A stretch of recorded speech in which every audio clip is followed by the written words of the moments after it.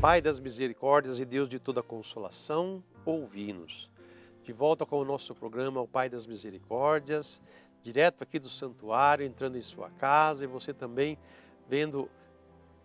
entrando aqui no nosso santuário, fazendo essa comunhão bonita em Deus nosso Senhor, porque é Ele quem nos conduz a todo bem e nos ensina a evitar o mal, nos ensina a viver como filhos de Deus com toda a liberdade, com toda a alegria, sem medo, mas com a certeza de que temos ao nosso lado o Deus Todo-Poderoso.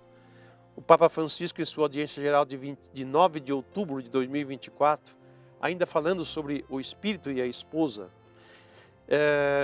todos ficaram cheios do Espírito Santo. O Espírito Santo nos Atos dos Apóstolos.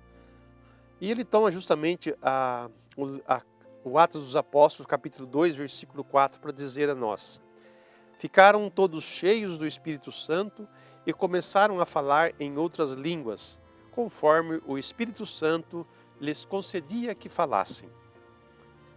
O Papa continua: o primeiro dos dois movimentos, a universalidade, vemo-lo em ação no capítulo 10 dos Atos, no episódio da conversão de Cornélio, no dia de Pentecostes. Os apóstolos tinham anunciado Cristo a todos os judeus e observantes da lei mosaica, independentemente do povo a que pertencem.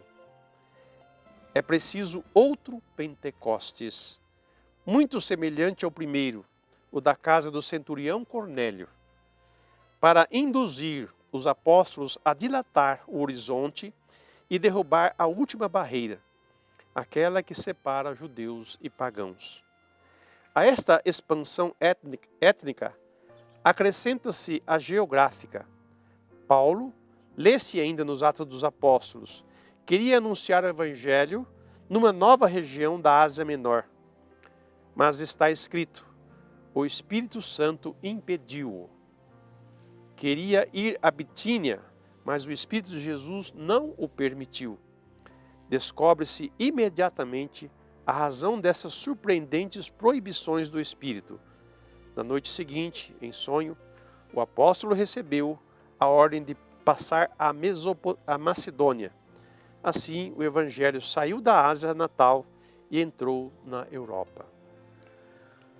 A ação de Deus é um mistério, mas não é um mistério que fica muito tempo escondido, porque no momento em que Ele age, Ele se revela.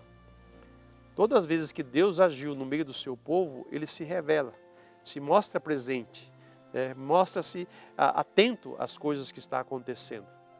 Então, o trecho de hoje dos Atos dos Apóstolos, que começaram naquela manhã de Pentecostes, naquele domingo, em que eles estavam rezando e o Espírito Santo encheu os corações dele, dando a eles ânimo e coragem, e eles assim fizeram o anúncio de Jesus Cristo, que se encarnou, padeceu, foi morto, sepultado, ressuscitou ao terceiro dia, e que subiu aos céus e que agora glorifica a sua igreja e derrama o Espírito Santo. É obra de Deus. É Deus tornando-se presente, revelando-se o seu amor, revelando-se a sua presença no nosso meio.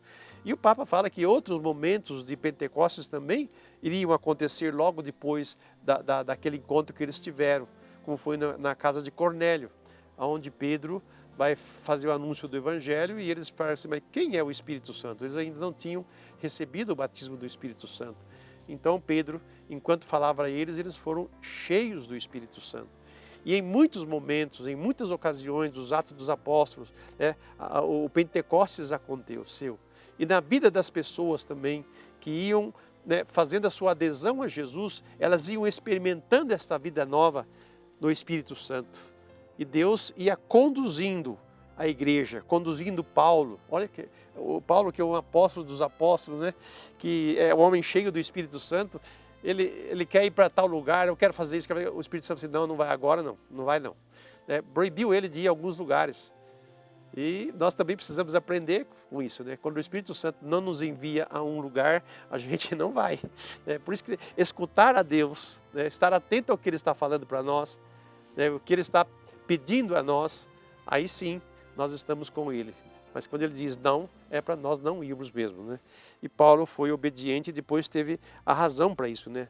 Deus queria que ele fosse para uma outra região, para a Europa, e ali anunciasse o Evangelho. E de fato, né, a igreja se tornou católica, apostólica, romana, porque Pedro e Paulo morreram em Roma, né, a área da Europa ali.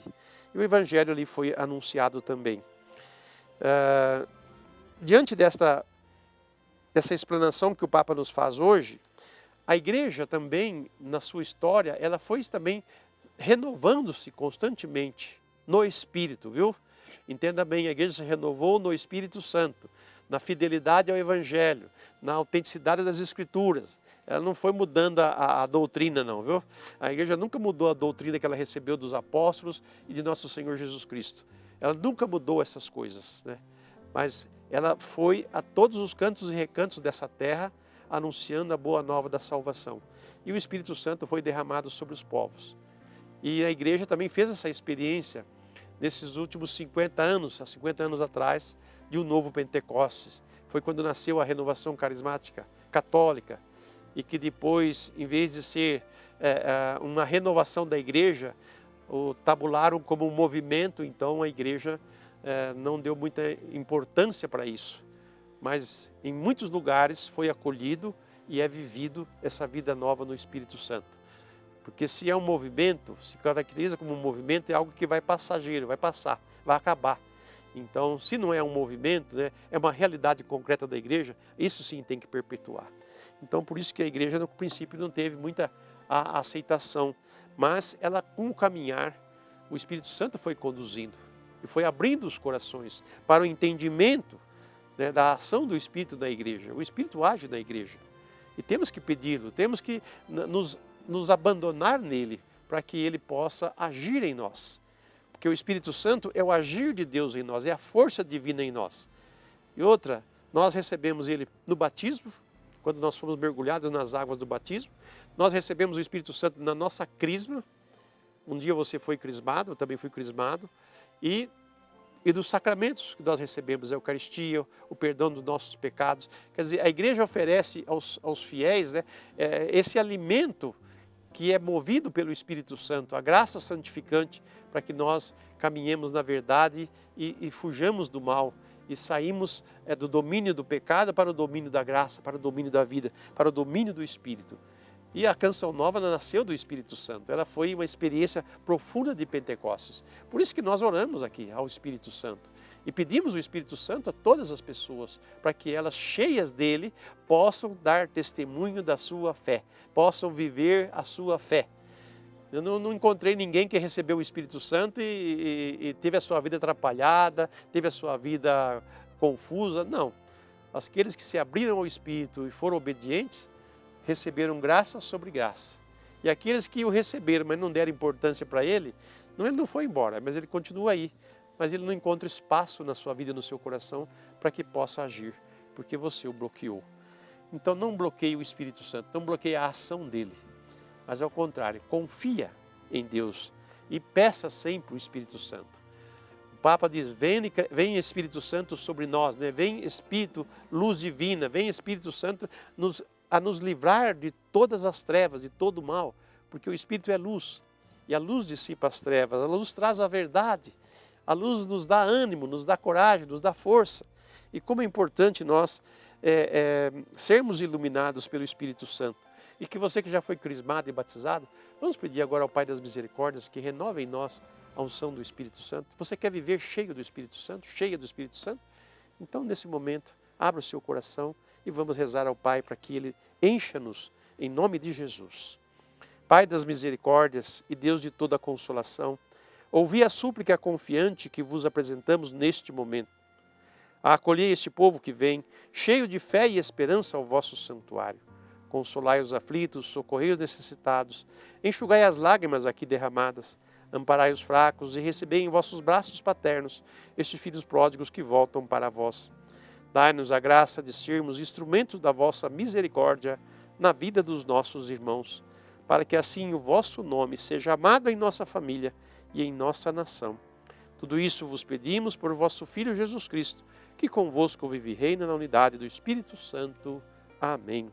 Pai das misericórdias e Deus de toda a consolação, ouvi-nos. Confiando ao Pai as nossas vidas, nossa família e todos que a gente ama, supliquemos a Ele o derramamento do Espírito em nós com a sua bênção. Em nome do Pai, e do Filho, e do Espírito Santo. Amém.